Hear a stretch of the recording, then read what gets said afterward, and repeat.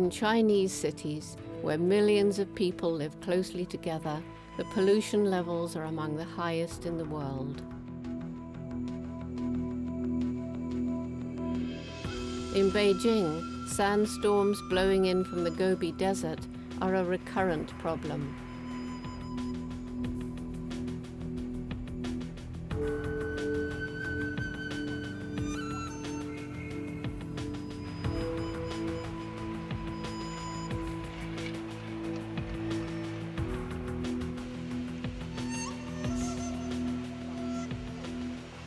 Packaging and waste have increased with the introduction of fast food and throwaway consumerism. It has been my pleasure to meet many Chinese who are both concerned about the problems and who are doing something about them. For several years, my good friend Liang Sungjia has helped me translate my message into Chinese. So he dropped it. But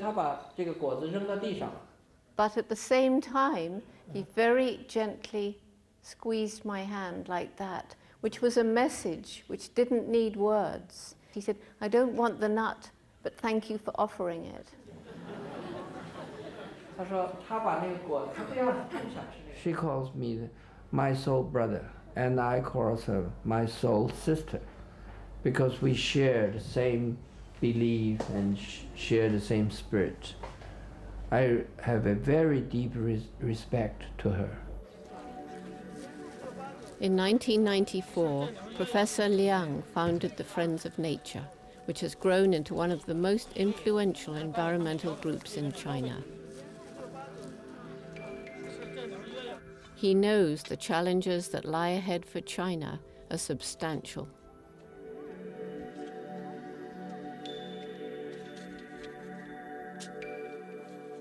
It's very hard for me to say that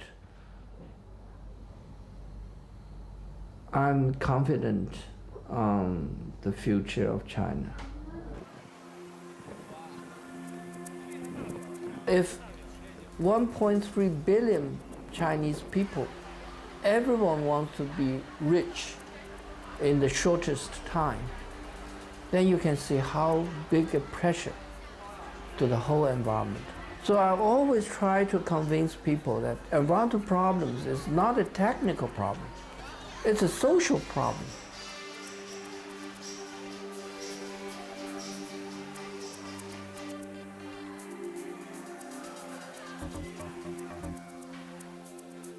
And unless we can accomplish three seemingly impossible things, the outlook for the future is pretty grim. And those three things are, first of all, the growing world population. Secondly, is how do we persuade the affluent societies around the world to use less of the resources, to be less greedy, less wasteful?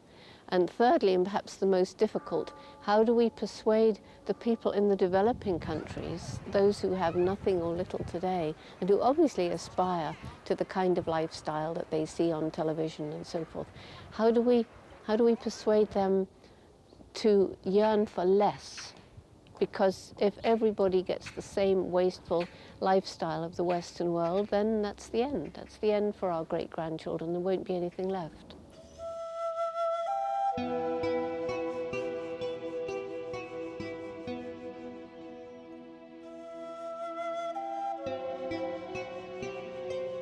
It's not just in urban areas of China where the environment needs help.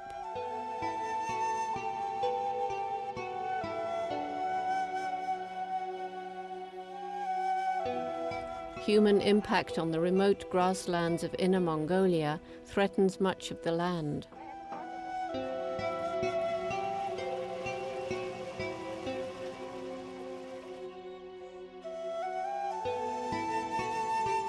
Many areas that once flourished are turning to desert.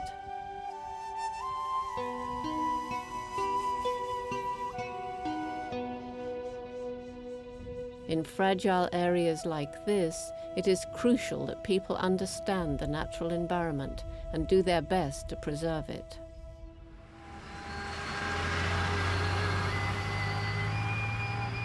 The The Friends of Nature, with generous international support, have built 2 mobile education units that travel to remote areas to help teach rural children the importance of environmental protection.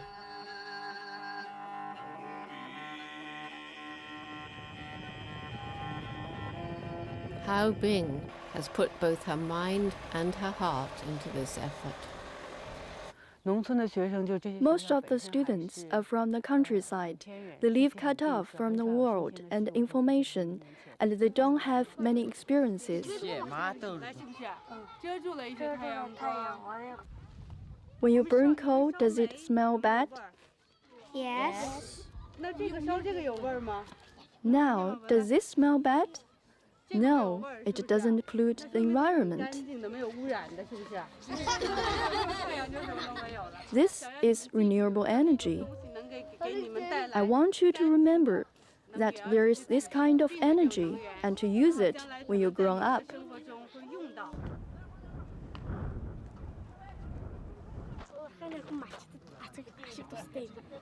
She asks whether you think mining helps the herders. What do you think? She thinks it destroys the pastures.